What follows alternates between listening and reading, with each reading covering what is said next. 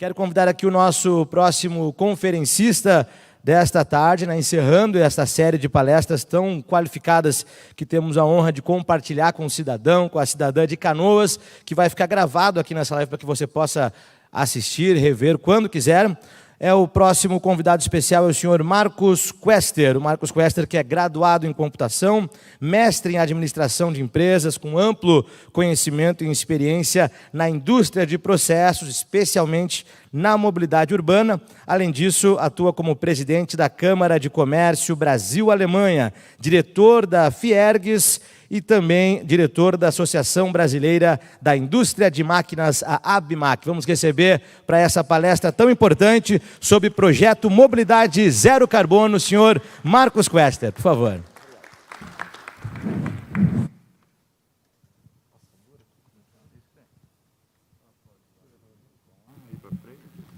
Eu vou pedir licença aqui também, dentro dos protocolos aqui, tirar a máscara. Bom, boa tarde a todos. Queria primeiro saudar aqui o prefeito Jairo Jorge, nosso vice-prefeito, e em nome dos quais saúdo a todas as autoridades presentes, e saudar aqui também os nossos palestrantes, e a cidade de Canoas, por essa data, essa semana tão importante aqui dos seus 82 anos. No início deste ano, o prefeito Jairo Jorge nos chamou para uma reunião, e nos pediu aí nos deu uma tarefa, A tarefa era, precisamos rever, precisamos reestruturar o projeto de mobilidade, aí o projeto, no caso da empresa Aeromóvel, especial interessada, por ser uma provedora aqui da tecnologia para a cidade de Canoas.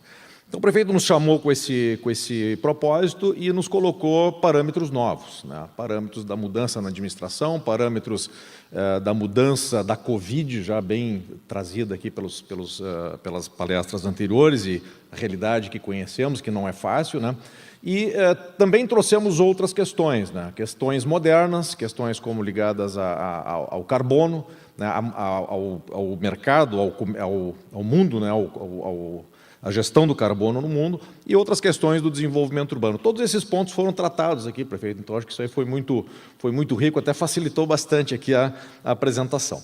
Então, essa figura que vocês têm é uma ideia, isso aqui é uma visão, de como é que uma cidade moderna deve ser e de como é que uma cidade moderna deve priorizar as pessoas. E depois vem outras questões, como a sua infraestrutura, principalmente nessa disputa também muito bem colocada aqui na palestra do Rodrigo Tortoriello, sobre essa questão da predominância do carro, quer dizer, nós precisamos ter cidades para pessoas e não para carros. Elas também terão carros, mas elas têm que ser feitas para as pessoas.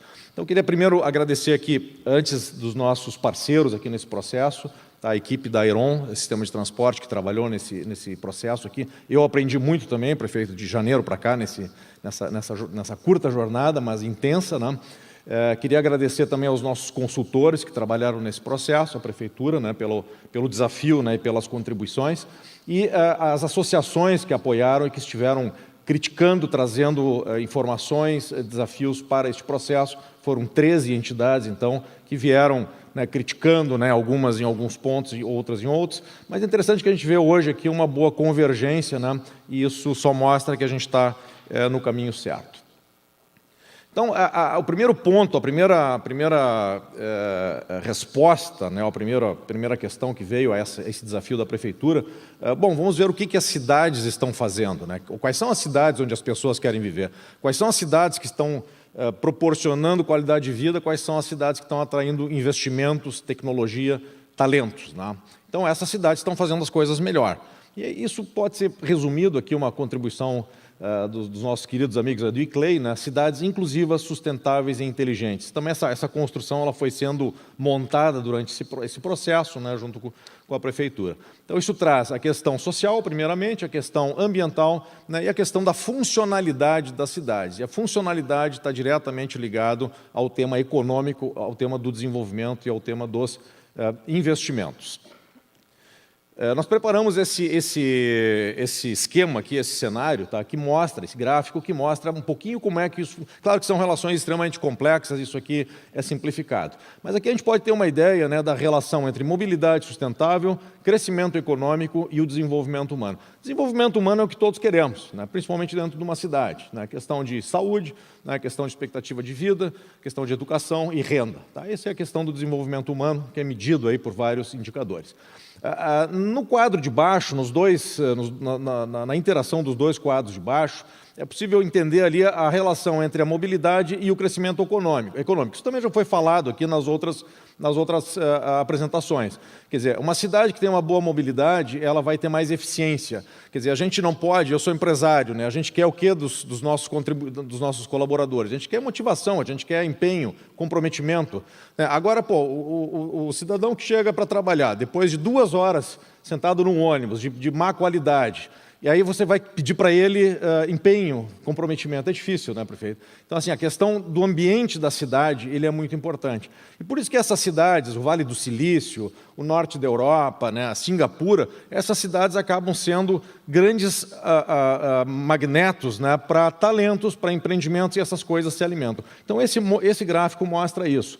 Então, primeiro, a eficiência ela gera crescimento econômico, o crescimento econômico melhora a mobilidade, e isso já gera um pequeno ciclo, né, na parte de baixo. Depois, quando você tem mobilidade, né, tem urbanismo se desenvolve, reduz emissões, reduz fatalidades no trânsito, tem maior inclusão social e isso melhora diretamente lá em cima o desenvolvimento humano. Né. Pessoas com melhor educação são inovadoras, são empreendedoras, desenvolvem melhores políticas públicas, isso volta lá embaixo para a mobilidade urbana. Então, isso cria aqui o que a gente pode chamar de um ciclo virtuoso. Então, é impossível a gente pensar essas 3 coisas de forma separada. Quer pensar em desenvolvimento urbano? Queremos, sim, mas então tem que ter crescimento econômico, tem que ter mobilidade urbana sustentável, né? E todas as cidades que nós achamos legais, né, elas têm essas 3 coisas combinadas invariavelmente. Bom, essa aqui é uma outra referência. Nós da Aeromóvel estudamos muito cidades. Então, a gente participa aí semanalmente de tudo que está acontecendo no mundo. 2020 foi um ano interessante, porque foi tudo virtual, então dava para fazer tinha, né, uma overdose aí de eventos, né? Tinha que fazer 2, 3 na mesma semana. Mas esse aqui foi um evento que eu fui pessoalmente em 2018 em Nova York. Então, já começa lá pelo título, ó, Cidades Inteligentes, movidas por pessoas. Tá? Não é a cidade porque ela tem Wi-Fi e porque ela tem sinaleiras automáticas, é porque ela é feita, ela é planejada para as pessoas. Então, essa visão é uma visão mais recente, né? Uma visão que vem ali na metade dos anos 2010 e que vem com esse foco das pessoas. Né? E aqui está bem claro. E aqui eu anotei uma frase, aquelas que ficam gravadas, né, do professor Jeffrey Sachs, que ele fala, a primeira vez que eu ouvi essa expressão, cidade elétrica. Então, ele falou, olha, as cidades terão que ser totalmente elétricas no futuro próximo. Temos que planejar isso. 2018 foi logo ali. Parece que faz muito mais tempo isso, mas não, foi muito pouco tempo, apenas 3 anos atrás. Bom, aqui também já mostrado, né, os Objetivos do Desenvolvimento Sustentável. Isso é um grande guia mundial, né, para onde as Nações Unidas e depois, por consequência, os países, né, os 190 países, né, estabelecem os seus próprios regulações, as suas próprias regulações e as suas próprias ações nos compromissos gerados aí pelas Nações Unidas. Depois vem o Acordo de Paris, né? E agora em 2021 nós temos um ano super interessante. Tá? Nós temos a COP26, eu acho que a expectativa é gigantesca nessa área. Tá? A COP26 eu ouvi na semana passada numa conferência uma coisa interessante. A COP26 não é sobre clima. A COP26 é sobre o mercado de carbono. Né? Como é que isso vai funcionar, como é que isso vai, de fato, ser utilizado.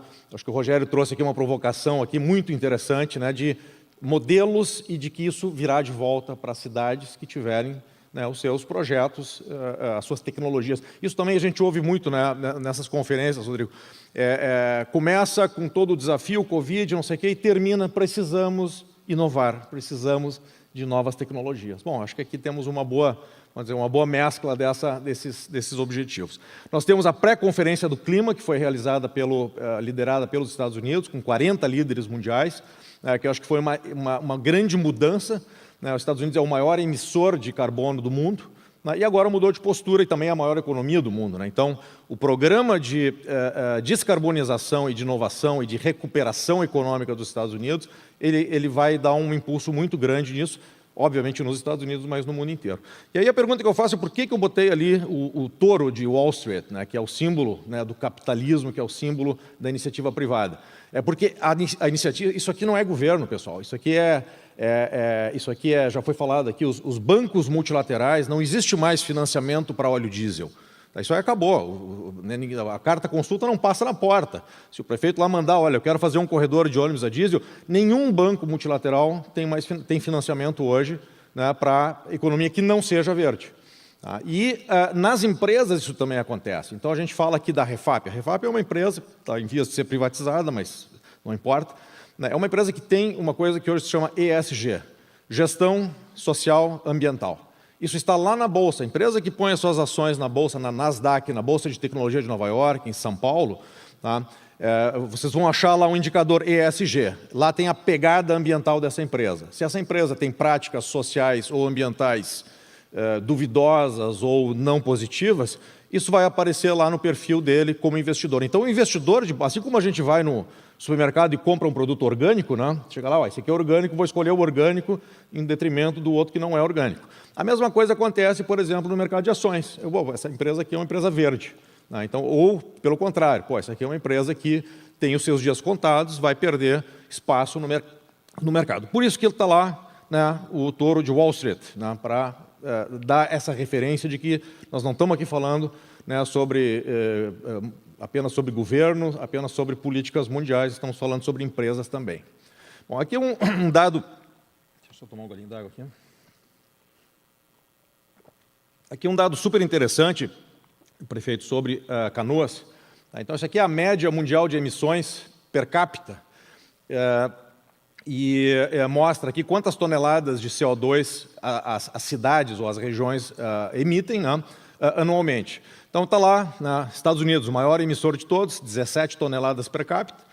Depois vem a média ali da Europa, Alemanha, China, Japão, França um pouquinho mais abaixo. Todos estão, a média mundial, em torno de 5 toneladas de CO2 por pessoa. Estão excluídas desse indicador aqui as emissões florestais e agrícolas. Né? Então, isso aqui é basicamente cidade. Energia, indústria e resíduos. Isso aqui é o que acontece dentro das cidades. O que chama atenção aqui? Canoas. Né? Canoas tem um valor de emissões per capita bastante alto. E já está dito aqui também por que vem, de onde vem isso. Vem da indústria e vem do setor de transporte. Aqui acho que tem que prestar atenção numa outra coisa que a gente tem estudado bastante, prefeito, tá? Que é a movimentação de cargas elétricas. Isso é uma onda grande. O Tortorella mostrou aqui o carro elétrico, mas tem o caminhão elétrico. E já existe, já está sendo dado muita atenção. Então, quando a gente vê o perfil de Canoas, o caminhão elétrico aqui é uma coisa importante que precisa ser olhada com carinho. Quem sabe um hub, né? Um centro tecnológico aí de mobilidade elétrica, né? Uma coisa que possa ser aí estimulada aqui na cidade de Canoas. Mas então isso aqui mostra, né, o desafio, né, de Canoas nesse mundo. As cidades estão dizendo o seguinte, olha, o mundo está... o Acordo de Paris estabelece lá uma média, eu acho que de 2050, né, para que os países busquem o equilíbrio de carbono. Isso significa não acrescentar carbono na atmosfera. Você pode ter um carro a combustão, mas aí tem que ter a compensação através do sequestro de carbono. Então, essa neutralidade de carbono. A neutralidade leva em conta também, por exemplo, de onde vem a energia elétrica. Então, não adianta ter o carro elétrico e essa eletricidade vem de uma usina a carvão. Aí não está sendo neutra em carbono, porque vai medir lá no carvão. Né? Então, acho que Canoas tem esse desafio acima do normal, né? E cidades hoje, que a gente está olhando justamente as cidades mais desenvolvidas do mundo, elas estão colocando metas muito mais ousadas. Né? Copenhague, acho que é a primeira, é a cidade que está com a meta mais afiada. Né? 2025, Copenhague tem um compromisso de estar neutra em carbono. Isso é logo ali, isso é daqui a 4 anos. Né? Então, mas eles começaram hoje? Não, eles começaram há 10 anos atrás. Outra coisa, prefeito, que chamou a atenção, eu lhe falei isso na primeira reunião, quando nós começamos a acompanhar mais de perto, aí, 3, 4 anos atrás, essas conferências de cidades inteligentes, o que a gente percebeu? O Brasil é muito ausente dessas conferências. A gente não vê cidades brasileiras sendo como Barcelona, né, como Singapura. A gente sempre, os exemplos são mais ou menos os mesmos. Né? E por que é isso? Né? Porque talvez falte arrojo, falte determinação, né? Falte empenho, né? Porque às vezes as soluções não são necessariamente de altíssimo custo.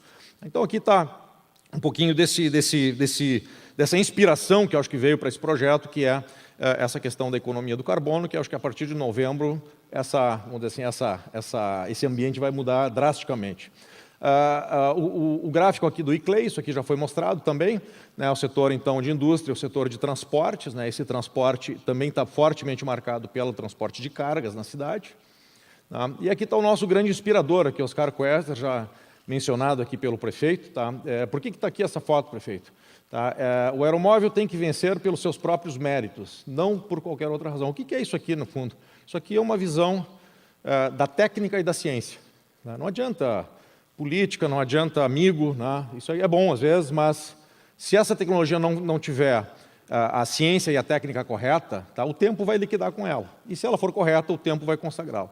Então, acho que aqui, só trouxe isso porque no nosso trabalho do zero carbono, tá? A inspiração é exatamente a mesma. Tá? Nós estamos falando de um trabalho técnico, trouxemos aqui os consultores, os melhores consultores que a gente conseguiu reunir para esse projeto, em cima, mais uma vez, da técnica. Né? Aqui algumas características do aeromóvel, também não precisamos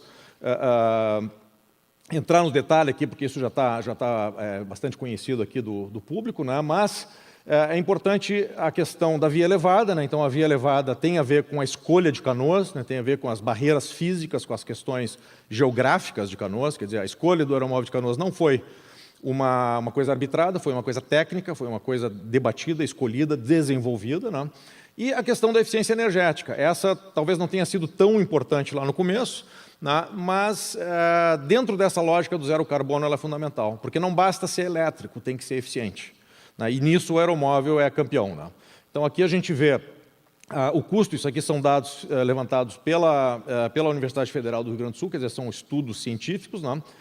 Aqui mostra a quantidade de energia que precisa para levar 1 quilômetro um passageiro. Então o aeromóvel ele precisa, na hora do pico, 32 watts para transportar um passageiro 1 quilômetro e fora da hora do pico, né, que aí os carros estão mais vazios, quer dizer, tem menos passageiros, ele precisa 43 watts por passageiro. Então aqui a gente já vê a vantagem energética evidente,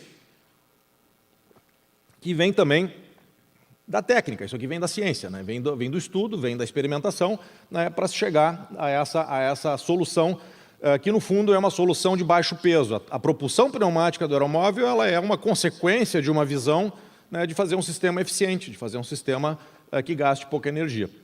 E por que o aeromóvel é tão vantajoso na parte laranja, ali na parte fora do pico? Justamente porque o carro é muito leve. Vocês viram ali o carro no estacionamento hoje, né? Então o aeromóvel ele tem aquele assoalho completamente liso, porque ele não tem motores, né? Isso facilita muito o espaço interno, vocês veem toda a questão, o veículo é muito espaçoso. Né? E ele não carrega consigo os motores. Esse é o fundamento do aeromóvel. Tá? É a eficiência, quer dizer, carregar motor custa dinheiro, custa potência, custa eletricidade. Então, a propulsão pneumática nada mais foi do que uma técnica, né, para fazer o veículo super leve. Isso está, então, demonstrado aqui, né? Quer dizer, quando o sistema opera, principalmente fora da hora do pico, aqui nós temos uma diferença, por exemplo, do ônibus de 1 para 10. Quer dizer, o aeromóvel precisa de 40 watts para transportar um passageiro, o ônibus precisa de 400 watts. Por quê? Porque o ônibus é muito mais pesado. E assim, para os sistemas intermediários, ali como o metrô e o VLT. Bom, o acervo técnico também foi discutido durante esse trabalho e em outras ocasiões. Precisamos reforçar, fazer um novo estudo. Não precisa fazer estudo novo nenhum. Tá? Nós temos um acervo com mais de 200 estudos feitos pelo IPT, pela URT, pela Fundatec. Essa documentação está à disposição. Quem quiser estudar o aeromóvel, por favor, né, nos procure. São mais de 15 mil documentos, tá? Isso está amplamente documentado.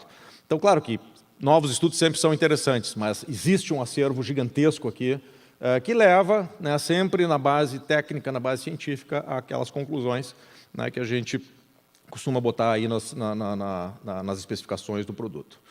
Então, esse termo de referência ele procura construir um eixo condutor, uma visão de cidade, claro, isso é propositivo, né, o poder concedente, obviamente, é a prefeitura, mas ele traz, né, uma compilação dessas várias coisas, de cidades para as pessoas, da questão de carbono, de como é que economicamente faz o desenvolvimento regional, dos bairros, das regiões de influência das estações, o que está acontecendo no mundo. Então, a gente procurou trazer, né, todas essas, vamos dizer assim, um menu, né, um cardápio, né, de fatos, dados, técnicas, boas práticas mundiais aqui para esse processo de Canoas. Então, o documento que está ali com o prefeito, nós vamos entregar em seguida aqui uma cópia atualizada desse termo de referência. Ele está dividido em 8 capítulos, né? E hoje está com mais de 440 páginas também. Aí esse é um documento da prefeitura, ela define aí como é que faz a distribuição, né, desse material. Isso aqui já foi apresentado pelo engenheiro Maurício. Tá, são os projetos que antecederam o projeto atual de Canoas. Então, são 6 projetos, começou lá em 92, né, teve uma série de estudos, e esses estudos, invariavelmente, eles andam em volta do muro e da BR-116, né, de como melhorar a mobilidade com esses obstáculos físicos aqui na cidade. Isso aqui também já foi demonstrado, né, como é que comparou com BRT, com VLT, com metrô e com monotrilho. Aliás, aqui no monotrilho é importante fazer um destaque, né, hoje várias empresas chinesas estão investindo pesadamente em monotrilho, né, e isso é uma evidência de que também estamos no caminho certo, né, porque a via elevada está voltando, né, com muito vigor. Por quê? Porque o solo, prefeito, volta para a cidade. Então, essa questão nova, porque a via elevada sempre teve essa coisa ou futurista, da Disney, né, do Júlio Verne, né, ou uma questão, isso aí atrapalha visualmente a cidade. Tá? Então, entrou nos últimos 10 anos essa prioridade da cidade para as pessoas. Então, devolver o solo para as pessoas acabou sendo, né, um capítulo decisor aí dessa questão da via elevada. Em muitos lugares, como Canoas, não tem outras soluções. Outros estudos aí que embasaram, né, a parametrização do projeto aqui de Canoas, né, do Ministério das Cidades, aqui são mais de 30 projetos que foram estudados, custos, vantagens, desvantagens, uso de pneus ou trilhos, né, e por aí vai. E aqui o projetinho também, isso também já foi apresentado, né? Então as 2 linhas, né? A linha Guajuviras-Matias, né? Que se sobrepõe, por exemplo, a primeira linha, aquela do prefeito Lagranha, e depois essa linha mais nova aqui, que passa aqui pelo shopping, vai ao centro, e pelo outro lado, ali ao norte, liga com a Ubra. Né? Também já mostrado aqui, quer dizer, é bom dessa palestra aqui que ela é cheia de spoilers, né? Então a gente vai mostrando, né? O Rodrigo já mostrou essa figura, que é esse desafio aqui de Canoas, né? De vencer e integrar a cidade, né? com as barreiras físicas existentes. E, então, o trabalho da mobilidade, especificamente aqui, ele tá estruturado no modelo conceitual das emissões, na questão urbanística, de como desenvolver o entorno das estações e de como valorizar a parte imobiliária da cidade, de maneira que, havendo este investimento, não seja ali, por sorte, o proprietário do terreno, que é vizinho da estação, que se beneficie, mas e que isso tenha um certo equilíbrio. Existem vários exemplos muito bem-sucedidos do chamado DOT, Desenvolvimento Orientado a Transporte, que é nada mais do que isso, quer dizer, é um planejamento, né, do desenvolvimento da cidade, combinado com o transporte, e também economicamente que isso seja conduzido de uma maneira equilibrada. Tá? Depois nós temos a questão da integração com outros modais, as ciclovias também são muito amistosas ao layout do aeromóvel, justamente por causa do solo livre, né? As estações, como a chamada Zona Zero, né, que é uma zona de baixas emissões, mas também de baixas fatalidades de trânsito e de maior equidade social. Né? Então, aí, todos são vetores aí que estão considerados nesse estudo. Biossegurança, né, é um requisito mais novo, um requisito de 2020, aí mas nós já vimos lá no veículo, que já tem uma série de funcionalidades de biossegurança. Ideias de expansão, né, dentro de uma visão de mais longo prazo na cidade, e depois proposições aí mais práticas, né, de como avançar daqui para frente. Então, aqui uma outra imagem, né, aqui dá para ver claramente da esquerda para a direita a barreira física, né, e a solução elevada aí como uma saída aí para essa situação, mas sempre, né, tendo aí as pessoas como o centro desse processo. Vou dar uma aceleradinha aqui. Tá? Importante também conhecer todos os estudos e o planejamento da cidade, isso não é uma tarefa elementar, quer dizer, tem que combinar o plano cicloviário, mobilidade, uso do solo, né, plano diretor e o sistema elevado elétrico, né, então essas coisas elas têm que funcionar de forma sincronizada. Aqui algumas ideias, né, sugestivas aí, do ponto de vista do desenvolvimento do território, quer dizer, as estações, aqui, esses círculos são as estações, e aí tem uma série de recomendações ou de sugestões de como desenvolver essas áreas, né, de forma a criar a chamada Zona Zero, né, de triplo zero. Então, aqui a região do centro, também é uma região que pode ser muito melhor integrada à cidade a partir desse projeto, e que é chamado assim, o marco zero, então, do projeto de mobilidade elevada. Então, detalhamentos também, isso está no termo de referência, foi elaborado aqui para a empresa Plural, aqui de Canoas, então um trabalho extremamente bem feito, que traz várias recomendações também nessa área, não só coisas mais tradicionais, como índice construtivo, mas também de como desenvolver o comércio, como ligar com os estacionamentos. O Rodrigo fez várias propostas em Porto Alegre, por exemplo, de como os estacionamentos podem contribuir para o sistema público de transporte e fazer a sua parte ali no processo ali, do que são chamadas as externalidades negativas dos automóveis. Então, os automóveis eles geram essas externalidades, e a gente às vezes fica surpreso quando alguém quer cobrar por isso. Do passageiro do ônibus é cobrado diariamente, da externalidade do automóvel, às vezes nem tanto. Então, aqui vem esse conceito do triplo zero, desigualdades, emissões e fatalidades. Então, isso está muito ligado aí ao conceito por trás desse projeto. E uma série de projetos sinérgicos, geração fotovoltaica, educação ambiental, rearborização, o Rodrigo falou aqui, importante pelo ICLEI, a questão dos corredores verdes da cidade, porque é a única forma que eu saiba de capturar carbono, que ainda é a natureza. Então, a energia fotovoltaica como uma alternativa, E depois a modelagem, depois que foi feita, a modelagem econômica que foi feita para esse projeto, criando aí também vários cenários com maior aporte, menor aporte, e gerando as tarifas equivalentes. Aqui nós estamos trazendo também o que o WR trouxe, a divisão do edital de uma forma mais moderna, só que nós temos um nível a mais, temos material rodante, quer dizer, a frota, temos a operação e temos a infraestrutura. E aqui tem uma série aí de componentes de geração de valor no sistema de transporte que precisam agora, prefeito, serem compilados num edital, num projeto, num plano estratégico da cidade, efetivo e que se torne uma nova licitação de concessão na cidade, com os diversos apoios. Aí eu acho que essa agenda verde de 2021 ela tem que ser muito bem estruturada, muito bem pensada. E, por fim, então... Volta. Parou aqui o negócio, só um pouquinho. Então, por fim, a recomendação que esse estudo traz é uma estratégia integrada de mobilidade, urbanismo e desenvolvimento econômico, lembrando, como visto naquele gráfico, que isso são fatores aí não desassociáveis, são indissociáveis. Então, planejamento estratégico da mobilidade, estudos de tarifas, aí tem uma série de tarefas que precisam ser ou refeitas ou atualizadas, o detalhamento da implantação da estratégia de redução e compensação de emissões, isso é uma estratégia importante, que vem dentro da agenda do carbono, as zonas de influência das estações e alternativas econômicas e regulatórias. Então, acho que é mais um elemento, prefeito, para a gente, para Canoas, para a cidade poder dar o passo seguinte aí, na direção aí de ser uma cidade neutra em carbono. Então, eu queria agradecer pela atenção e chamar aqui a Cassiana e a Luísa para entregar aqui, então, a atualização do nosso termo de referência ao prefeito e que traga bons frutos aí para a cidade de Canoas, prefeito.